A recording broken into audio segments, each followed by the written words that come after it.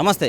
ప్రతి సంవత్సరం లాగే ఈసారి కూడా మృగశిర కార్తీ స్టార్టింగ్లోనే చేప మందు సంబంధించి Nampally exhibition ground, Hyderabad Nampally exhibition గ్రౌండ్లో ఉచిత చేప మందు పంపిణీ అనేది కూడా చేయడం జరుగుతుండే. ప్రస్తుతం అయితే మనం ఎగ్జిబిషన్ గ్రౌండ్లోనే ఉన్నాము.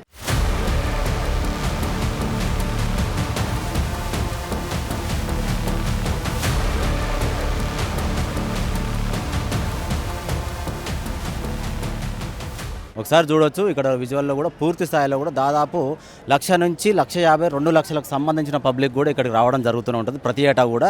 దీనికి సంబంధించి చూసుకుంటే కూడా 180 సంవత్సరాల క్రితమే బత్తిని కుటుంబం, బత్తిని హరినాథ్ గౌడ్ గారు ఓల్డ్ సిటీలోని దూద్బౌలిలో ఈ చేప మందు ప్రసాదం అనేది కూడా ఫ్రీ పంపిణీ అనేది కూడా చేయడం జరుగుతూ ఉంది. ఇప్పుడైన కుమారుడైనటువంటి శంకర్ గౌడ్, గౌరీ శంకర్ గౌడ్ అన్న కూడా పూర్తి ఆయన సహకారంతో, గవర్నమెంట్ సహకారంతో, లోకల్లో ఉన్నటువంటి ప్రజల మద్దతుతో కూడా ఇప్పటికి కూడా 180 సంవత్సరాల నుంచి వారసత్వంగా ఈ చేపల పంపిణీ అనేది కూడా చేస్తూనే ఉంటారనమాట. దీనికి సంబంధించి ప్రత్యేకంగా చూసుకున్నట్టయితే ఆస్తమా, శ్వాసకోశ సంబంధిత వ్యాధితో బాధపడుతున్న వారు, ఏ వయసు వారైనా సరే ఈ ఎగ్జిబిషన్ గ్రౌండ్కి అనేది రావడం జరుగుతూనే ఉంటుంది. చేప మందు ప్రసాదం తీసుకొని వెళ్తూ ఉంటారు. ప్రస్తుతం అయితే మనము ఎగ్జిబిషన్ గ్రౌండ్లోనే ఉన్నాం. ఈరోజు సాయంత్రం 7 గంటలకు ఓపెనింగ్ అనేది చేయడం జరుగుతుంది. నైట్ 9 గంటల నుంచి పంపిణీ కార్యక్రమం అనేది జరుగుతూనే ఉంటుంది అనమాట. దాదాపుగా ఇప్పటికి కూడా చూసుకున్నట్టయితే టోకెన్లు వచ్చేసి ఒక 70,000 టోకెన్లు అమ్ముడు పోయినట్టుగా ఉంటుంది.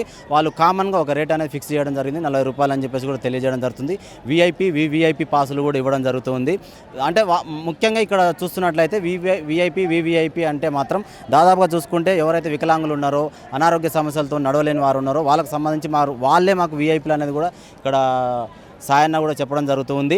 అయితే దీనికి సంబంధించి ప్రజలకు అయితే ఎలాంటి అసౌకర్యాలు జరగకుండా వాటర్ అనేది సప్లై చేయడం చేస్తూ ఉన్నారు. హెల్త్ క్యాంపులు అనేది పెట్టడం జరుగుతూ ఉంది.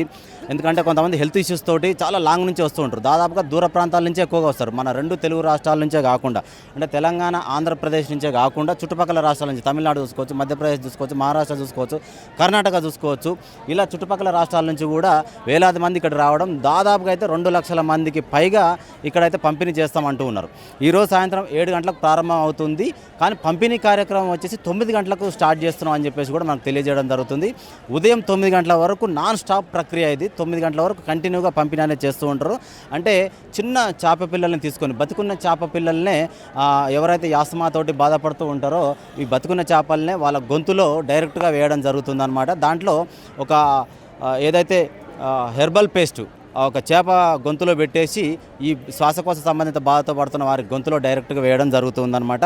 అలాగే ఎవరైతే నాన్ వెజ్ తీసుకోకుండా ఉన్నటువంటి వారికి కూడా ఏదైతే బెల్లం ముద్ద ఉంటుందో బెల్లం ముద్దలో ఈ హెర్బల్ పేస్ట్ అనేది కలిపి పెట్టి వాళ్ళు డైరెక్ట్గా నేరుగా గొంతు లోపలికి వేయడం జరుగుతుంటుంది. ఒకసారి మనం ఇక్కడ ఉన్నటువంటి ఫెసిలిటీస్ ఎలా ఉన్నాయి, అలాగే గవర్నమెంట్ వారు ఎలాంటి రక్షణ అనేది చేపట్టారు, పోలీస్ డిపార్ట్మెంట్ కావచ్చు, వాటర్ బోర్డు డిపార్ట్మెంట్ కావచ్చు, అలాగే హెల్త్ క్యాంప్స్ సంబంధించి ఎలాంటి ఏర్పాట్లు అనేవి చేశారో కూడా ఒకసారి చూపించే ప్రయత్నం చేస్తాం. ఇక్కడికి వచ్చినటువంటి దూర ప్రాంతాల నుంచి వచ్చినటువంటి వారికి షెడ్లు ఏర్పాటు చేయడం జరిగింది. వాళ్ళకి ఎలాంటి ఇబ్బందులు జరగకుండా, కన్ఫ్యూజ్ కాకుండా కూడా వాలంటీర్స్ని ఏర్పాటు చేయడం జరిగింది. దాదాపుగా 2 నుంచి 3,000 మంది పోలీస్ డిపార్ట్మెంట్ వారిని ఇక్కడ ఏర్పాటు చేయడం జరిగింది అంటున్నారు. హెల్త్ క్యాంప్స్ కూడా దాదాపుగా 40కి పైగా ఏర్పాటు చేయడం జరిగింది అంటున్నారు. వాటర్ కూడా ఎక్కడికక్కడ, ఎందుకంటే ఎండలు అనేవి కూడా విపరీతంగా కొడుతున్న సందర్భం మనం చూస్తూనే ఉన్నాం. దానికి సంబంధించి కూడా వాటర్ బోర్డు వారికి కూడా ఎలాంటి ఇబ్బందులు జరగకుండా వాటర్ని ఎప్పటికప్పుడు ఇక్కడ సరఫరా చేయడం చేస్తూనే ఉన్నారు. వాలంటీర్స్ కూడా కన్ఫ్యూజ్ అవుతున్న వారు ఎవరైతే ఉన్నారో వాళ్ళ దగ్గరుండి మరి కూడా భోజన సదుపాయాలు కావచ్చు, హెల్త్ క్యాంప్స్ల దగ్గరుండి మరి వాళ్ళు తీసుకెళ్లడం జరుగుతుంది. ముఖ్యంగా ఏంటంటే వాళ్ళు కన్ఫ్యూజ్ అవుతూ ఉంటారు. దూర ప్రాంతాల నుంచి వచ్చిన వారు ఒక ఇష్యూతోటి బాధపడుతున్న వారు కావచ్చు, కళ్ళు తిరిగి పడిపోవడము, ఈ ఎండకు తట్టుకోలేక ఇబ్బంది పడుతున్న వారిని గమనించి స్వయంగా వాలంటీర్స్ వాళ్ళ మెడలో మనం ఐడి కార్డులు కూడా గమనించవచ్చు అనమాట. దాదాపుగా 1000 మందిని వాలంటీర్స్ని ఏర్పాటు చేయడం జరిగింది.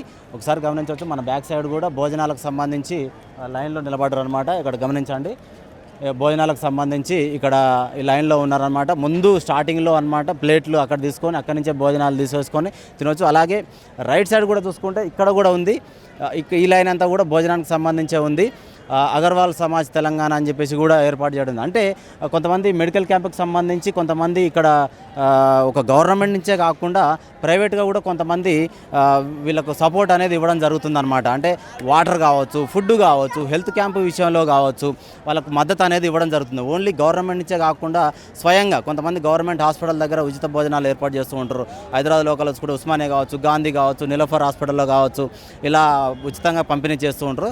ప్రస్తుతం ఇక్కడికి కూడా దాదాపుగా లక్షలాది మంది తరలి రావడం జరుగుతుంటుంది కాబట్టి వాళ్ళకి ఎలాంటి అసౌకర్యాలు కలగొద్దని చెప్పేసి తమ వంతు బాధ్యతగా ఒక మానవతా దృక్పథంతో కూడా సేవా కార్యక్రమాలు అనేది ప్రైవేట్ వ్యక్తులు కూడా అందజేయడం జరుగుతుంది.